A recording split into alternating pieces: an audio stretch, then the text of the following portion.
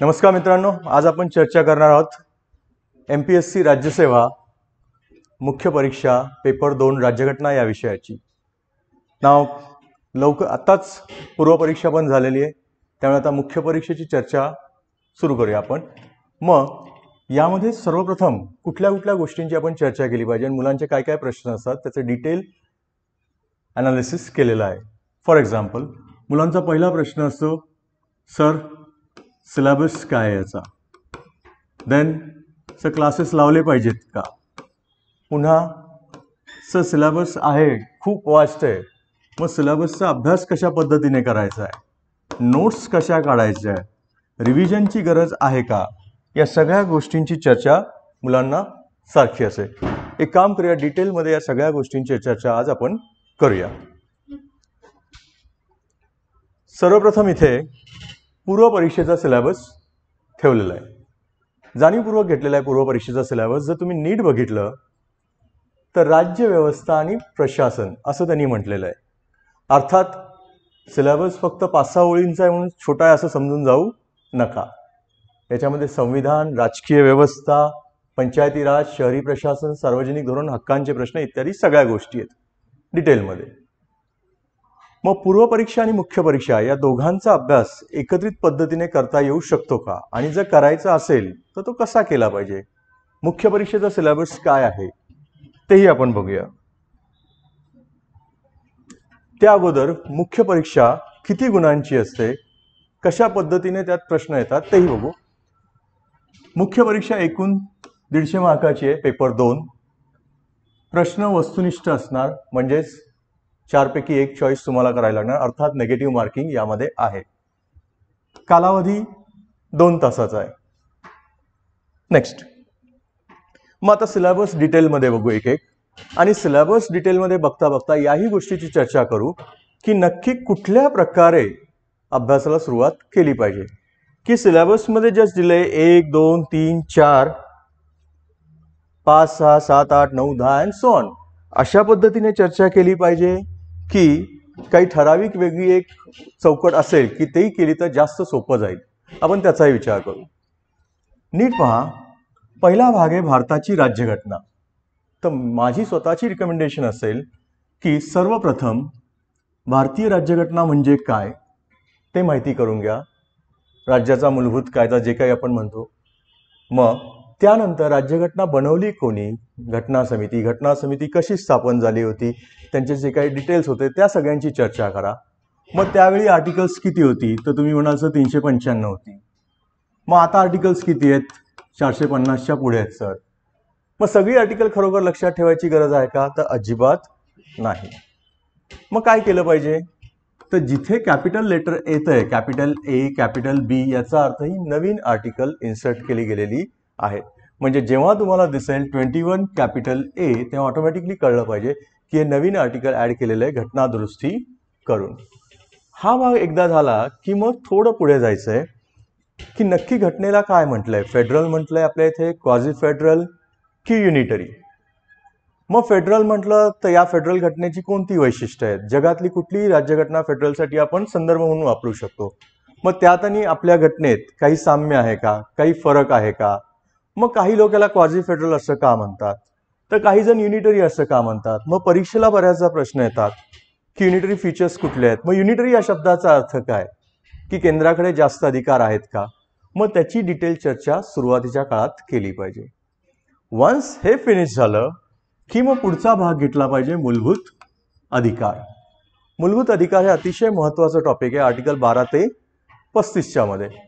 मूलभूत अधिकार जर नीट बघितलं तर रेग्युलरली परीक्षेला प्रश्न असतात. मग तो पूर्व परीक्षा असो, मुख्य परीक्षा असो, किंवा मोस्ट ऑफ द टाइम इंटरव्ह्यूला देखील याच्यावरती प्रश्न असतात.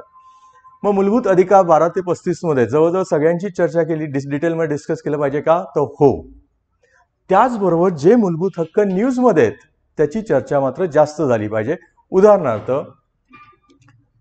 फोन टॅपिंग केला पाहिजे का, सध्या याची चर्चा बरीच चालू आहे. मग का चालू आहे, तर पेगासस प्रकरण आहे. मग त्यावरनं कुठलं आर्टिकल येऊ शकतं यातलं, तसं माझं टॅपिंग केलं तर माझी प्रायव्हसीचं उल्लंघन होतं. मग प्रायव्हसी नक्की कुठला हक्क आहे, मूलभूत हक्क आहे. पण मूलभूत हक्क जरी असला तरी तो कुठल्या आर्टिकलच्या अंडर इम्प्लिसिट येतोय, तर आर्टिकल 21च्या अंडर. अशा पद्धतीने अभ्यास केला गेला पाहिजे. मग मूलभूत हक्कामध्ये कुठले कुठले आर्टिकल्स महत्वाचे आहेत, त्यांचे आणखीन जास्त आर्टिकल 14 म्हणा, आर्टिकल 19 म्हणा किंवा आर्टिकल 21, यांची डिटेल चर्चा तुम्हाला करता आली पाहिजे. वन्स फंडामेंटल राईट जर तुम्ही व्यवस्थित पूर्ण केले तर त्यानंतरचा भाग आहे directive principles. Directive principles of state policy. मग डिरेक्टिव्ह प्रिन्सिपल्स तुम्हाला चांगल्या पद्धतीने केले पाहिजेत. या दोन्हीमध्ये फरक काय हे नीट बघा. मग डायरेक्टिव्ह प्रिन्सिपल यांची अंमलबजावणी का बंधनकारक नाहीये, काय कारण आहे? मग बंधनकारक नसलं तर राजकारण्यांनी यांची अंमलबजावणी केली आहे किंवा नाही, जर केली आहे तर त्यामागची कारणं काय आहेत, ते सगळं याच्यात चर्चा झाली पाहिजे. त्यानंतर मूलभूत कर्तव्य आणि प्रिॲम्बल हा एक घटनेचा भाग आहे. म्हणजे हा जर भाग पूर्ण केला तर जवळजवळ तुमचा एक 20% सिलेबस पूर्ण होतो. फंडामेंटल राईट्स, DPSP आणि प्रिॲम्बल. एकदा का हे पूर्ण झालं की पुढचा भाग आहे तो म्हणजे युनियन. तो म्हणजे युनियन की केंद्र सरकार किंवा केंद्र, आणि केंद्रामध्ये मग कोण कोण कव्हर होतं ते तुम्हाला बघावं लागेल. की केंद्रामध्ये जर नीट बघितलं आपण तर राष्ट्रपती, उपराष्ट्रपती, पंतप्रधान, मंत्रिमंडळ, कॅबिनेट सेक्रेटरेट, सेंट्रल सेक्रेटरेट आणि PMO.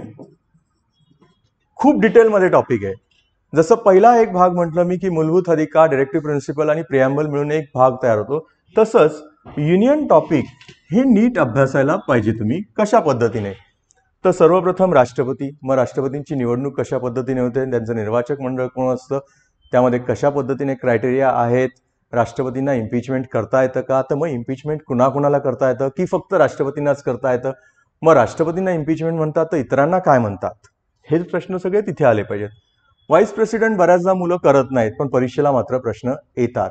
त्यामुळे एक गोष्ट कायम लक्षात ठेवा, सिलेबसमधला कुठलाही पार्ट जर तुम्ही सोडला तर बऱ्याचदा आयोग अशा पद्धतीने पेपर सेट करते की छोट्या छोट्या टॉपिकला सुद्धा ते कव्हर करण्याचा प्रयत्न करतात. त्यामुळे ऑप्शनला काही सोडण्याचा प्रयत्न करू नका. राष्ट्रपती, उपराष्ट्रपती झाल्यानंतर पंतप्रधान. मग पंतप्रधान डिटेलमध्ये त्यांची नेमणूक कोण करतं, कशा पद्धतीने असतं. मग त्यानंतर मंत्रिमंडळ. मग मंत्रिमंडळामध्ये कोण कोण असतं, फॉर एक्झाम्पल सर कॅबिनेट मंत्री असतात, राज्यमंत्री असतात सर, आणि डेप्युटी मिनिस्टर असतात. मग पुढचा प्रश्न आहे, यांची संख्या फिक्स आहे का सर, जर आहे तर किती असते, त्या सगळ्याची चर्चा नीट झाली पाहिजे. जर हा भाग नीट समजला तर पुढचा भाग आहे तुमचा केंद्रीय सचिवालय, कॅबिनेट सचिवालय आणि पंतप्रधान कार्यालय. पंतप्रधान कार्यालय तर रेग्युलरली न्यूजमध्ये असतं. बघितलं तर खूप मोठं टॉपिक वाटतंय. हो आहे, खरोखर खूप मोठं टॉपिक आहे. पण हे टॉपिक जर तुम्ही नीट केलं तर मी ॲश्युअर करतो तुम्हाला की पुढचं टॉपिक तुमचं राज्य आहे. पुढचं टॉपिक जे आहे ते राज्य आहे, ते करणं फारसं अवघड जात नाही. राज्य हे टॉपिक पूर्ण करणं फारसं अवघड जात नाही. का तर जसं केंद्रात राष्ट्रपती आहे तसं राज्यात कोण आहे, राज्यपाल आहे, ज्याला आपण गव्हर्नर देखील म्हणतो. केंद्रात पंतप्रधान आहे, मग राज्यात मुख्यमंत्री आहे. केंद्रात मंत्रिमंडळ आहे, राज्यातही मंत्रिमंडळ आहे. मग अभ्यास करताना कशा रीतीने केला गेला पाहिजे, तर राष्ट्रपती, राज्यपाल, काही साम्य दिसतंय का, काही फरक आहे का, तर मग फरक आहे तर तो कोणता आहे तो नीट चेक करता आला पाहिजे. पंतप्रधान आणि मुख्यमंत्री यांचे संबंध कसे असले पाहिजेत, आत्तापर्यंत कसे आहेत, त्या सगळ्याची चर्चा. मग मंत्रिमंडळ. जर अशा पद्धतीने अभ्यास केला तर युनियन आणि स्टेट दोन्ही टॉपिक लवकरात लवकर कव्हर करता येऊ शकतात. मग पुढचा प्रश्न आहे, सर ही 2 झाली, आता पुढे काय? नीट पहा, मी केंद्र टॉपिक पूर्ण केलं, मराठीमध्ये लिहून घेतो. त्याच्यानंतर मी राज्य टॉपिकला गेलो जेणेकरून समजायलाही सोपं जाईल. आणि राज्य झाल्यानंतर मग जिल्हा या टॉपिकवरती उतरलं पाहिजे, जिल्हा प्रशासन, आणि मग स्थानिक स्वराज्य संस्था. सिलेबसमध्ये दिलेली अनुक्रमानिका पाळलीच पाहिजे असं काही नाहीये. या पद्धतीने जर प्रिपरेशन केलं तर ते समजायला जास्त सोपं जाईल आणि त्यामुळे रट्टा मारायची गरज पडणार नाही. केंद्रामध्ये राष्ट्रपती, राज्यामध्ये राज्यपाल, पंतप्रधान, मुख्यमंत्री, एकदा हे झाल्यानंतर जिल्ह्यामध्ये जिल्हाधिकारी, स्थानिक ह्याच्यामध्ये कुठल्या पद्धतीने सगळ्या घटनात्मक तरतुदी वगैरे केलेल्या आहेत त्या सगळ्या गोष्टी इथे चर्चा केली पाहिजे. मग स्थानिक याच्यामध्ये बऱ्याचदा जे प्रश्न असतात ते कुठल्या प्रकारचे असतात ते आपण नीट बघितले पाहिजे. त्याच्यासाठी कुठली पुस्तकं वाचली पाहिजे. वन्स हे पूर्ण झालं की पुढची गोष्ट काय, पुढे काय केलं पाहिजे सर, तर पुढचं टॉपिक जे आहे ते म्हणजे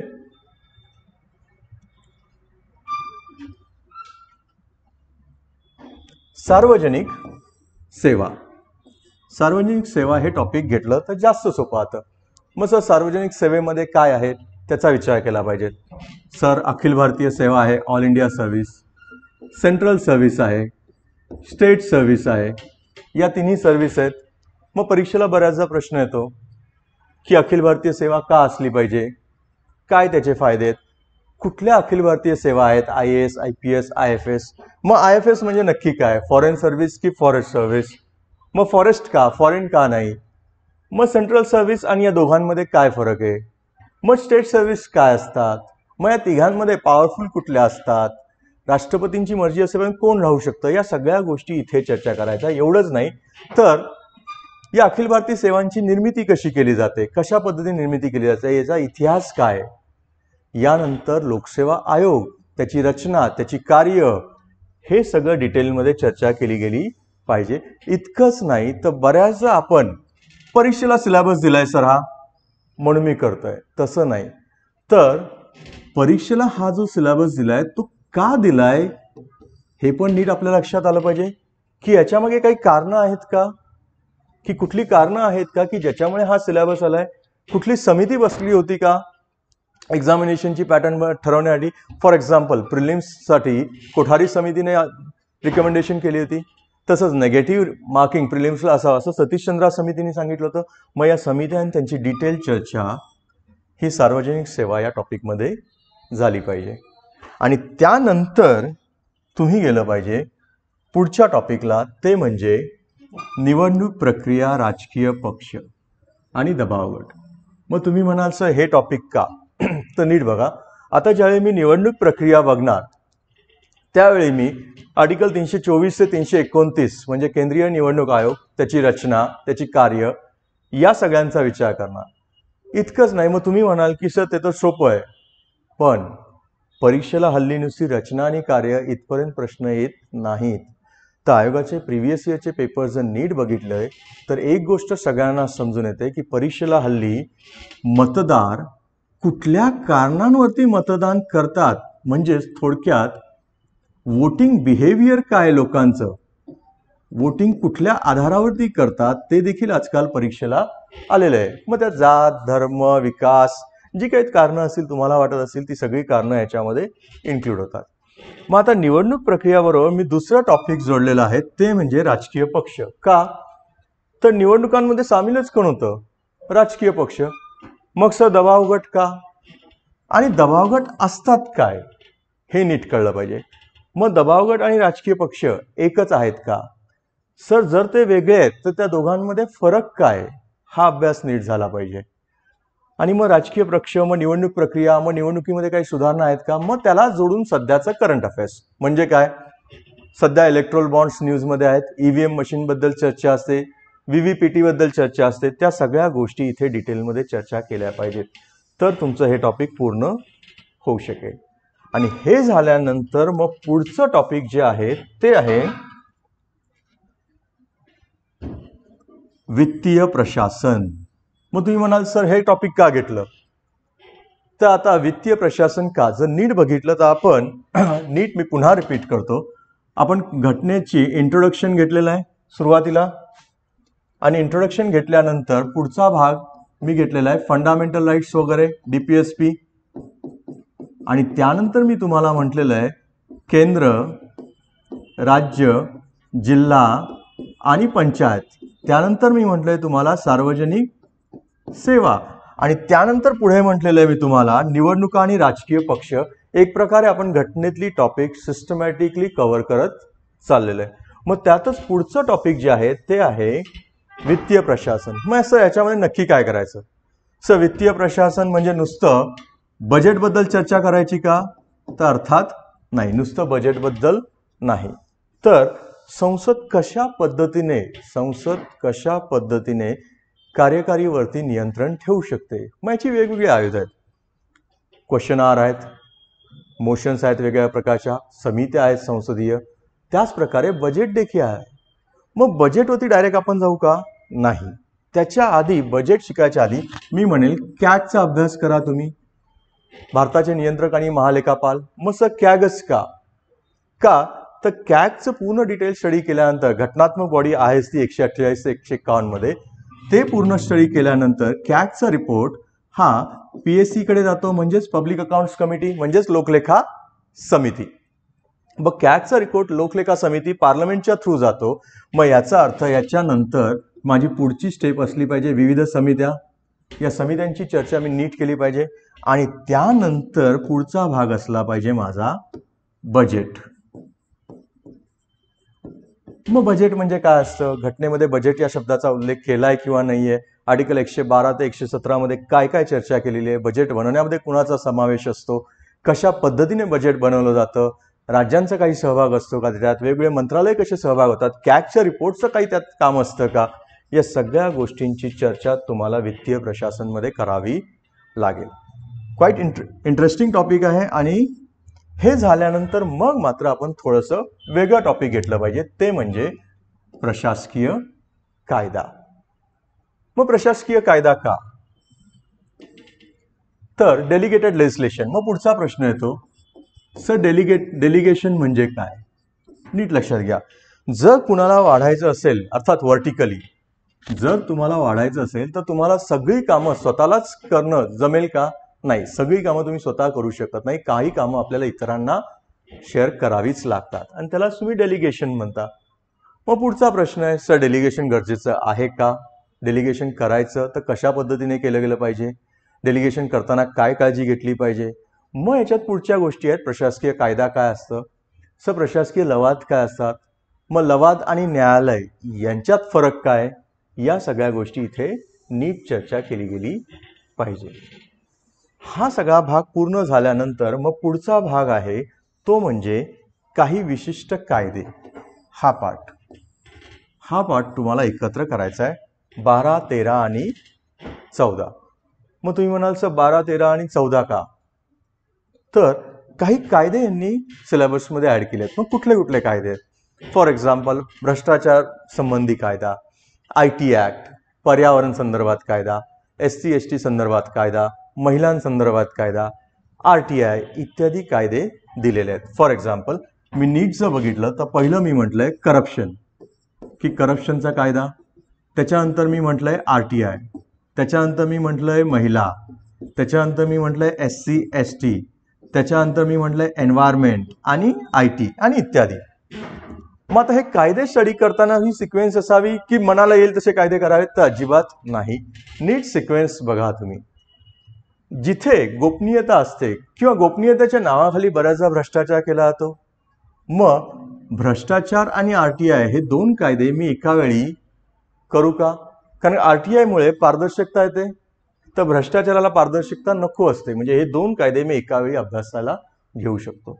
तर इतर बाबतीत बघितलं, विमेन, SC ST जर नीट अभ्यास केला तर समाजातले दुर्बल घटक म्हणून यांना समजलं जातं. बऱ्याचदा अन्याय झालेल्याची उदाहरणं आपल्याला दिसून येतात. मग यांच्या संदर्भातल्या प्रोव्हिजन वाचताना थोडी सिमिलॅरिटी येईल.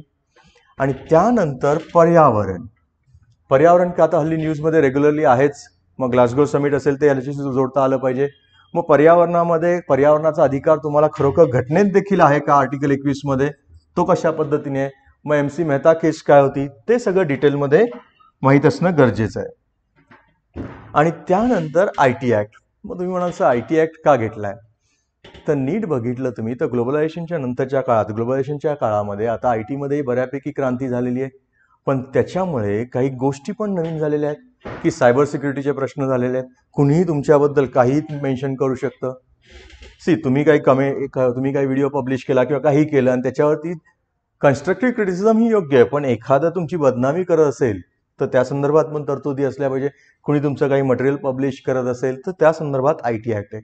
मग IT ऍक्ट संदर्भात काही न्यूजमध्ये होतं का? आता सेक्शन 66A न्यूजमध्ये होतं. श्रेया सिंघल केस माहिती आहे. मग या पद्धतीने जर याचा अभ्यास केला तर अभ्यास करणं खूप सोपं जाईल. मी पुन्हा रिपीट करतो, जर टॉपिक एकमेकाशी लिंक केलं तर अभ्यास करणं खूप सोपं जातं आणि अभ्यास करताना तुम्ही एन्जॉय पण कराल. अन्यथा बऱ्याचदा काय होतं, मी करायचा म्हणून अभ्यास करतो किंवा कुठल्या तरी क्लासच्या नोट्स वाचायच्या म्हणून वाचतो, MCQ सोडवायचे म्हणून सोडवतो. तसं करू नका. मी पुन्हा एकदा रिपीट करतो, नीट बघा सिलेबसकडे. सुरुवातीला आपण काय म्हटलेलं आहे की भारताची राज्यघटना म्हणजे यातला पहिला भाग मूलभूत हक्क, मार्गदर्शक तत्व, प्रिॲम्बल, या तिघांना आपण एकत्र जोडलंय. नीट बघा बोर्डकडे. आणि प्रिॲम्बल नंतरच्या पार्टमध्ये आपण जोडलंय ते म्हणजे केंद्र, राज्य, जिल्हा आणि स्थानिक सरकार. त्यानंतर मी तुम्हाला म्हटलंय पब्लिक सर्व्हिसेस वगैरेचा अभ्यास तुम्ही करावा. त्यानंतर मी तुम्हाला म्हटलंय इलेक्शन आणि राजकीय पक्ष यांची चर्चा, की जेणेकरून अभ्यास करताना खूप सोपं जाईल. आणि यानंतरचा भाग कुठला असला पाहिजे तर वित्तीय प्रशासन. का तर वित्तीय प्रशासन म्हटल्यावरती संसद आली आणि संसद आली तर संसद कशा पद्धतीने नियंत्रण ठेवते त्या गोष्टी देखील तुम्हाला माहीत असल्या पाहिजेत. मग ते नियंत्रण काय आहे? मग लोकसभा, राज्यसभा, विधानसभा, विधान परिषद. मग राज्यसभा दुसरं सभागृह आहे का दुय्यम सभागृह आहे? विधान परिषद काय आहे, दुसरं आहे का दुय्यम आहे? विधान परिषद, विधान किंवा राज्यसभा स्थायी सभागृह आहे की नाही आहे? त्यांचे अध्यक्ष कोण असतात, त्यांची निवड कशी होते, या सगळ्या गोष्टी तुम्ही इथे डिटेलमध्ये चर्चा करू शकतात. आणि एकदा हा भाग झाला, संसद झालं की मग तुम्ही डेलिगेटेड लेजिस्लेशनला जावं, म्हणजेच प्रशासकीय कायदा. का तर संसद सगळी कामं करू शकत नाही म्हणून आपण डेलिगेटेड लेजिस्लेशन, का तर वेळेची मर्यादा ही सगळ्यांनाच असणार आहे. आणि डेलिगेटेड लेजिस्लेशन झाल्यानंतर मग सगळ्यात शेवटी मी तुम्हाला म्हटलंय की काही समर्पक कायदे हा जो भाग आहे हा तुम्ही बघावा. म्हणजे सिलेबसची जर नीट सिक्वेन्स लावली आणि या पद्धतीने जर अभ्यास केला तर अभ्यास करायलाही सोपं जाईल, अभ्यासाचं बर्डनही होणार नाही आणि सगळ्यात महत्त्वाचं म्हणजे कुठेही रट्टा मारायची गरज पडणार नाही.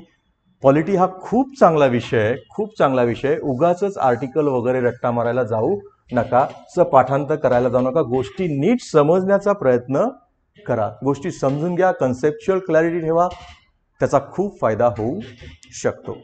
मग आता पुढचा प्रश्न आहे, प्री आणि मेन्स दोन्हीचा एकत्र करायचा अभ्यास की वेगळा करायचा?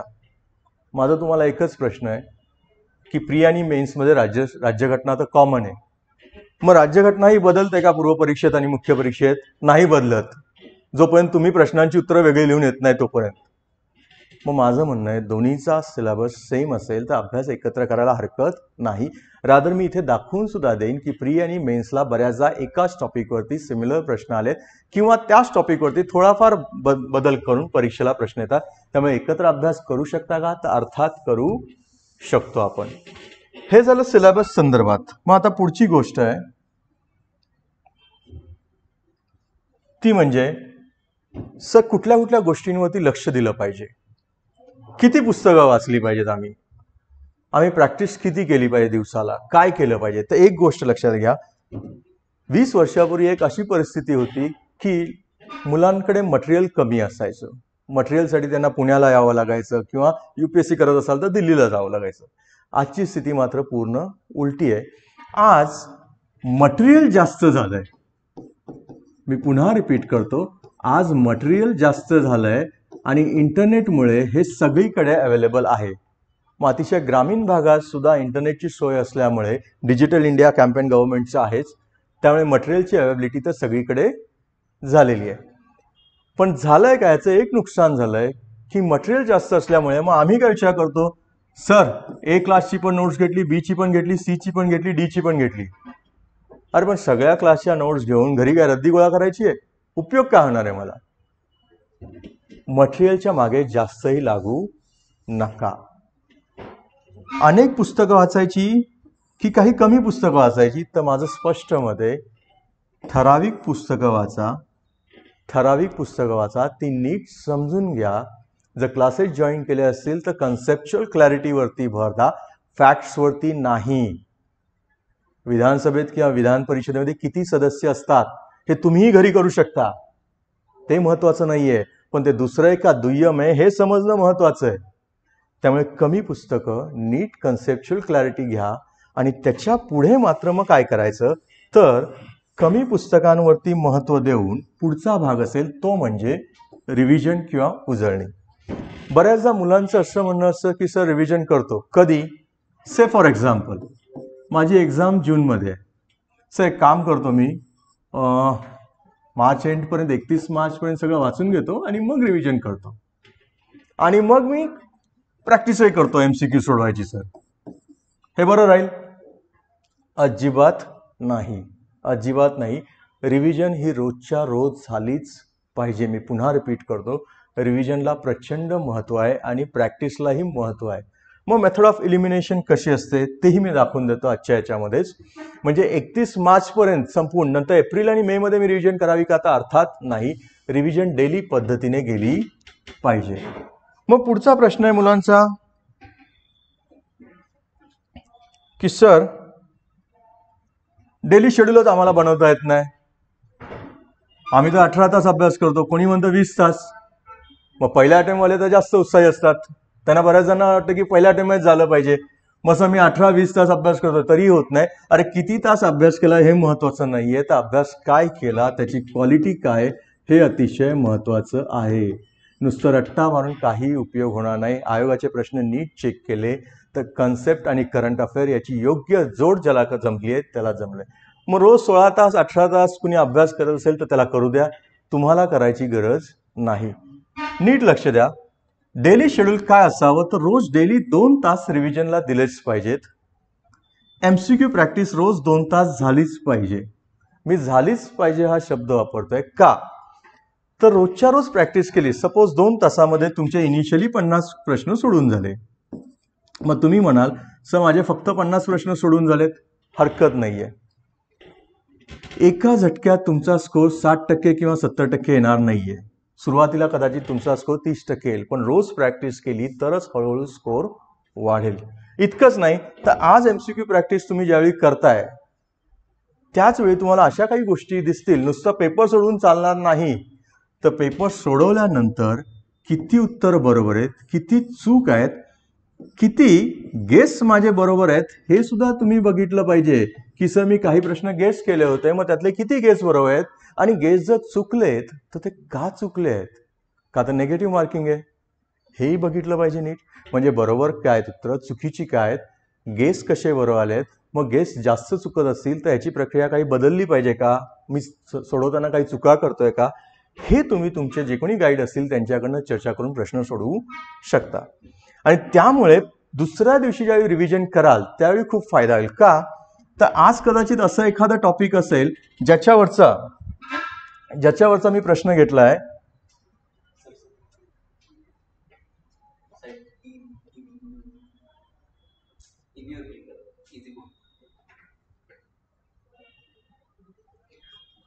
की MCQ आज सोडवताना जे काही MCQ आलेत मी सोडवले आणि ते MCQ करताना मला मध्येच काय झालं वाटलं की अरे हे टॉपिक तर मी लक्ष दिलंच नव्हतं आणि तेच टॉपिक अचानक आलंय, मग काय गेलं पाहिजे.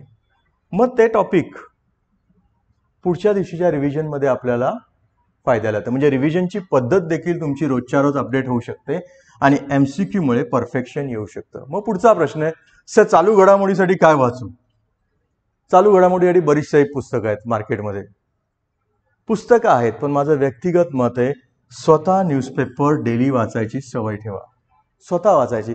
मटेरियल उत्कृष्ट अवेलेबल आहे मार्केटमध्ये, त्याच्याबद्दल प्रश्न नाही. दिल्लीमध्ये बरेच सारे क्लासेस आहेत जे इंग्लिशमधनं मटेरियल काढतात, महाराष्ट्रातही मराठीमधनं मटेरियल काढतात.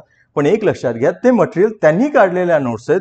माझं म्हणणं आहे तुम्ही जर रोजची प्रॅक्टिस केली तर कदाचित तुमच्या नोट्स या त्यांच्यापेक्षा चांगल्या असू शकतात आणि त्या नोट्स वापरू नका असं माझं म्हणणं नाही, पण त्या नोट्स कॉम्प्लिमेंटरी असल्या पाहिजेत न्यूजपेपरला पर्याय म्हणून नसल्या पाहिजेत. म्हणजे न्यूजपेपर वाचता वाचता कॉम्प्लिमेंटरी म्हणून आपण ते बघा.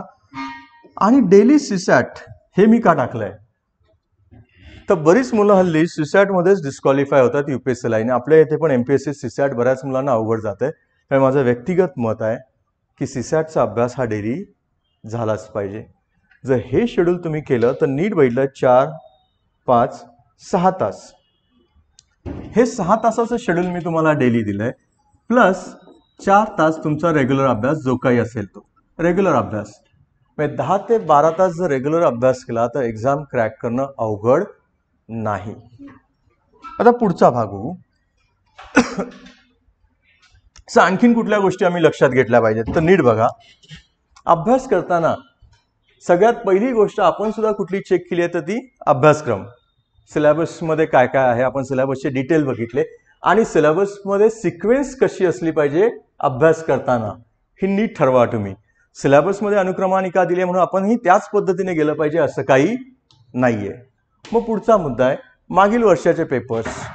की सर मागील वर्षाच्या पेपर्सची खरोखर गरज आहे का, तर अर्थात हो, खूप गरज आहे. मी तर म्हणेन की सर्वात उत्तम गाईड जर कोण असेल तर प्रिव्हियस इयर पेपर्स आणि अभ्यासक्रम. का, तर मागील काही वर्षाचे पेपर्स बघितल्यानंतर लगेच तुम्हाला कळतं की सिलेबस मधल्या नक्की कोणत्या गोष्टी जास्त महत्त्वाच्या आहेत, कोणत्या गोष्टी कमी महत्त्वाच्या आहेत, सिलेबस मधल्या कुठल्या घटकावरती कशा पद्धतीने प्रश्न येत आहेत, करंटशी जोडून कसे प्रश्न आलेले आहेत, हे सगळं तुम्हाला कळतं. त्यामुळे सगळ्यात चांगला गाईड जर कोणी असेल तर मागील वर्षाचे पेपर्स. मग मागील किती वर्षाचे पेपर्स बघावेत, तर ॲटलिस्ट कमीत कमी 3 ते 4 वर्षाचे पेपर्स बघायचा तरी प्रयत्न करा, की जेणेकरून त्याचा फायदा तुम्हाला जास्तीत जास्त करता येईल. पण नेक्स्ट आहे पुस्तकं. मी पुढे जाऊन सांगितलेली आहेच की लक्ष्मीकांत वगैरे पुस्तकं सफिशियंट आहे. कोचिंग क्लासची गरज आहे का, हे डिपेंड करतं स्टुडंट टू स्टुडंट. जर तुम्हाला वाटत असेल तुम्हाला गरज आहे तर तुम्ही नक्कीच कोचिंग क्लास लावू शकता. अर्थात लावताना फक्त एवढी काळजी घ्या की खरोखरच तिथे शिकवलं जाणार आहे का, आणि जी व्यक्तीचं नाव आहे तीच व्यक्ती शिकवणार आहे का, या गोष्टी तुम्ही चेक केल्या पाहिजेत. आणि चालू घडामोडीसाठी ॲज युजल मी सांगितलेलं न्यूजपेपर रिफर करणं सगळ्यात योग्य आहे.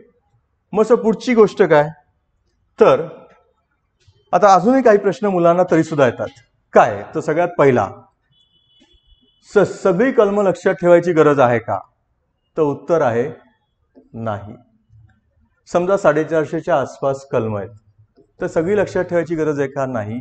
अराउंड 150च्या आसपास मोर दॅन सफिशियंट होतात. आणि जी काही न्यूजमध्ये असतील गेल्या 1-2 वर्षामध्ये तेही लक्षात ठेवणं म्हणजे पाठ करणं असं होतं का, तर अजिबात नाही. जर तुम्ही पेपर चेक केले तर आयोग समजा 20 प्रश्न विचारत असेल तर 2 ते 3च प्रश्न ते फॅक्च्युअल विचारतील आर्टिकल नंबरवरती. अन्यथा बऱ्याचदा त्या संदर्भात कुठले तरी करंट अफेअर्स असतील त्याच्याशी जोडून प्रश्न विचारला जातो. त्यामुळे सगळी कलमं लक्षात ठेवायची गरज आहे का, तर उत्तर नाही. स्मार्ट पद्धती वापरली पाहिजे का, तर अर्थात हो. मग स्मार्ट पद्धत काय, तर मगाशी सांगितल्याप्रमाणे daily revision, daily practice, daily newspaper आणि डेली सीसॅट या गोष्टी झाल्याच पाहिजेत. 18 आणि 20 तास अभ्यासाची काही गरज नाही. 10-12 तास डेली अभ्यास केला तरी मोर दॅन सफिशियंट होतं. आणि तिसरी आणि महत्त्वाची गोष्ट आहे, सर MPSC आणि UPSC दोन्ही एकत्र करता येतं का, मी MPSC आणि UPSC एकत्र करू शकतो का, अर्थात हो. बऱ्याचदा मी बघितलंय की MPSCची मुलं ही फार हुशार असतात, अभ्यासात फार हुशार असतात, त्यांचं लिखाणही खूप चांगलं असतं, पण कारण माहीत नाही ते UPSC द्यायला थोडंसं मागे येतात. की त्यांचं असं म्हणणं असतं की सर आधी मी MPSC करतो मग UPSC करतो. माझं म्हणणं आहे जर दोन्ही एक्झामचं सिलेबस सेम असेल, सिलेबस सेम आहे, रादर MPSCचा थोडा जास्त आहे आणि काही थोडासा भाग 10-20% वेगळा आहे. जर बऱ्यापैकी दोघांचा सिलेबस मॅच होतोय तर दोन्हीचा अभ्यास एकत्र करायला हरकत नाही. आणि UPSCची एक्झाम दरवर्षी होते, तिच्या टाइम टेबलमध्ये फारसा बदल होत नाही. इवन कोविडच्या काळात आपण जर नीट बघितलं तर UPSCने जास्तीत जास्त प्रयत्न केलाय की एक्झाम वेळेत झाली पाहिजे. थोडंफार ॲडजस्टमेंट करतात, तेही नाही म्हणत नाही एक्झामच्या डेटबद्दल, पण ते कोविडच्या कारणास्तव. एल्स त्यांचं पॅटर्न हे फिक्स आहे, वर्षातून एक्झाम होणारच, रिझल्ट येणारच, आणि फार कमी वेळा कोर्टाची प्रकरणं होतात. मग दोन्ही हे एकत्र करता येऊ शकतील का, तर अर्थात करता येऊ शकतात. मग आता पुढचा प्रश्न आहे की सर प्रश्न कुठल्या प्रकारचे येतात आणि कशा पद्धतीने. फॉर एक्झाम्पल एक प्रश्न घेऊ आपण की आरक्षणावरती 50% मर्यादा कोणत्या खटल्यातील निर्णयानुसार लावण्यात आलेली आहे. सॉरी, मग आता नीट जर बघितलं तर 2-3 पद्धतीने जाता येतं. एक, आपल्याला उत्तर एकदम माहिती आहे, किंवा 2, मेथड ऑफ इलिमिनेशन वापरता येईल. नीट लक्षात द्या. आता इनामदार खटला, इंदिरा साहनी, केशवानंद आणि शांतिभूषण. बऱ्यापैकी अभ्यास केल्यानंतर एवढं तर कळतं की केशवानंद भारती हे बेसिक स्ट्रक्चर बद्दलचं उत्तर होतं, त्यामुळे ते येणार नाही. शांतिभूषण इंदिरा गांधीच्या काळातल्या बऱ्याचशा केसेस होत्या, त्यामुळे तेही येणार नाही. इंदिरा साहनी हे रिझर्वेशन संदर्भातलं आहे, त्यामुळे अर्थात उत्तर कुठलं येत आहे. सॉरी, इंदिरा साहनी हे रिझर्वेशन आणि हेच उत्तर येणार आहे. इनामदार खटला हा एज्युकेशनच्या संदर्भात आहे, मायनॉरिटी, त्यामुळे उत्तर येत आहे 3. मग आता समजा तुम्ही म्हणाल सर इथे एक झालं चाललं, मग प्रत्येक ठिकाणी आम्ही मेथड ऑफ इलिमिनेशन वापरू का, गेस करू का, हरकत नाही. पण गेस करताना आणि मेथड ऑफ इलिमिनेशन करताना एक लक्षात घ्या की 4 पैकी 1-2 तरी तुम्हाला एलिमिनेट होत आहेत की नाही बघा, आणि उरलेल्या दोघांमध्ये मग पॉसिबिलिटी असू शकते उत्तर बरोबर येण्याची, जास्त पॉसिबिलिटी प्रोबॅबिलिटी येऊ शकते. पण मला 4च्या 4 माहिती नाही आहेत आणि आज ठरवून आलोय की आज सी टिक करायचं, असं मात्र करू नका, ही काळजी घ्या. त्यामुळे गेस करा, पण गेस एज्युकेटेड गेस असले पाहिजेत, वाईल्ड गेस नसले पाहिजेत. मग पुढचा भाग आहे जोड्या लावा. मगाशीच मी तुम्हाला म्हटलं की स्पष्टपणे हे कधीही असं आर्टिकल्स डिरेक्टली नाही विचारणार. नीट बघा आता इथे प्रश्न काय, केंद्र राज्य म्हणजे पहिलं कायदेविषयक संबंध, म्हणजे आयोगाने इतकं सोपं विचारलंय की केंद्र राज्य कायदेविषयक संदर्भाबद्दल जोड्या लावा. मग 249, 250, 52, 54 म्हणजे 4ही कशा संदर्भात आहेत, सेंट्रल स्टेट रिलेशन. कशा संदर्भात, त्यातही तर लेजिस्लेटिव्ह. मग 249 कुठे आहे, राष्ट्रहित. म्हणजे एक तर मला क्लिअर झालं की 1ला 4 आहे, म्हणजे ऑटोमॅटिकली उत्तर कुठलं येत आहे. नीट खाली पर्यायांकडे लगेच बघा, 1 किंवा 2 मध्ये उत्तर येत आहे. आता मग पुढचं बघा तुम्ही, 250 आणीबाणी म्हणजे 2ला 3 आहे, सर दोन्हीकडे तेच आहे. मग पुढचं आहे 252, 2 किंवा अधिक राज्यांनी, म्हणजे 52ला उत्तर येते 1, म्हणजे उत्तर आहे 1. क्लिअर सगळ्यांना. पुढचं आहे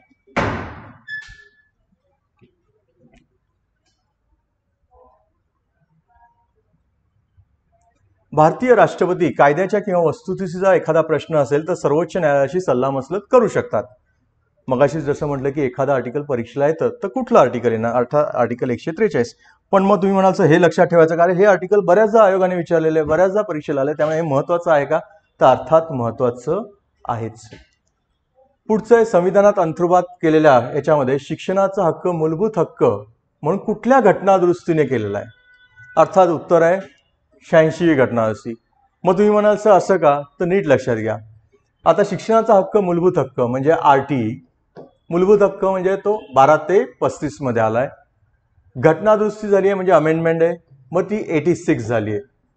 मग तुम्ही म्हणाल की सर घटनादुरुस्ती त्या 100च्या वर आहेत, सगळ्या घटनादुरुस्ती लक्षात ठेवू का, तर गरज नाही.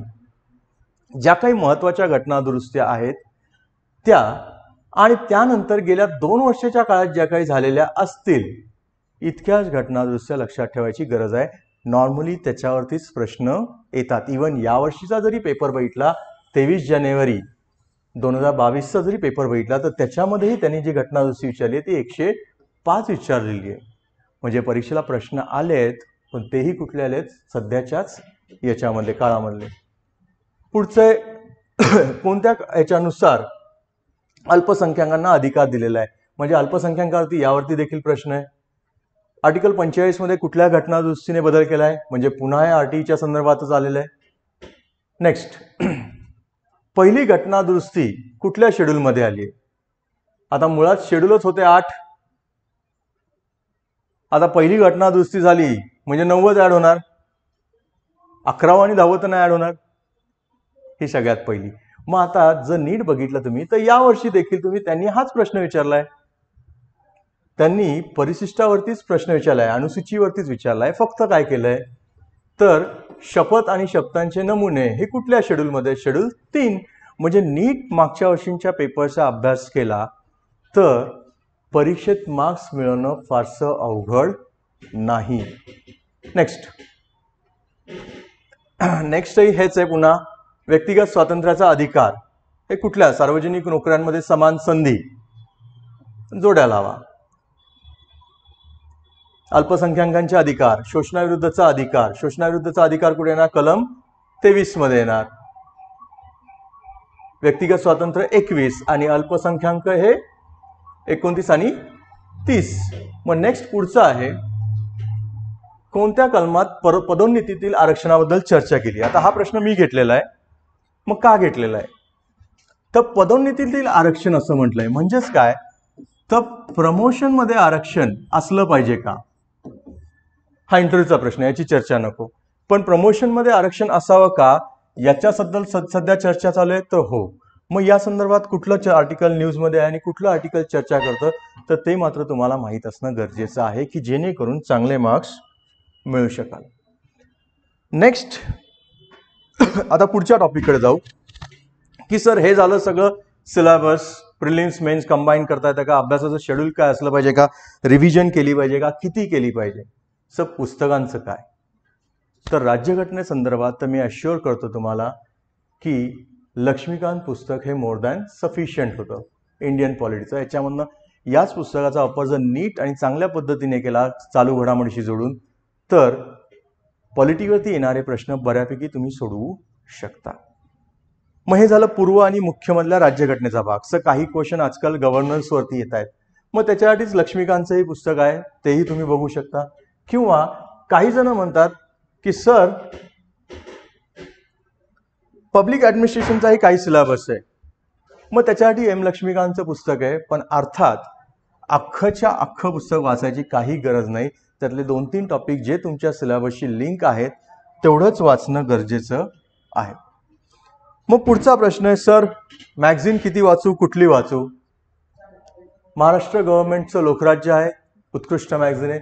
त्याचबरोबर भारत सरकारचं योजना, दोन्ही मॅगझिन खूप चांगल्या प्रकारची आणि दोन्ही मॅगझिनचा फायदा प्रचंड होतो आणि दोन्ही मॅगझिन तुम्ही वाचू शकता.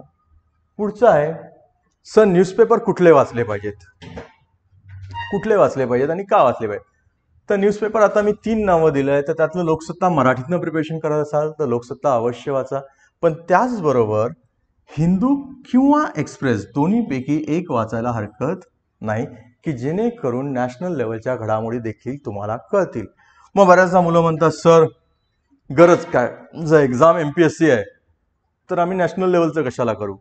जर तुम्ही यावर्षीचा पेपर जरी बघितला प्रिलिम्सचा तर तुम्हाला नीट दिसून येईल की परीक्षेमध्ये 1-2 प्रश्न सोडले तर बाकी सगळे प्रश्न हे पॉलिटीमधले नॅशनल लेवलचे होते. म्हणजेच नॅशनल लेवलच्या प्रश्नाला तितकं महत्त्व आहे याची नीट लक्षात घ्या. मग आता पुढचं आणि शेवटचं डिस्कशन पुन्हा एकदा मी रिव्हिजन करतो, नीट बघा तुम्ही.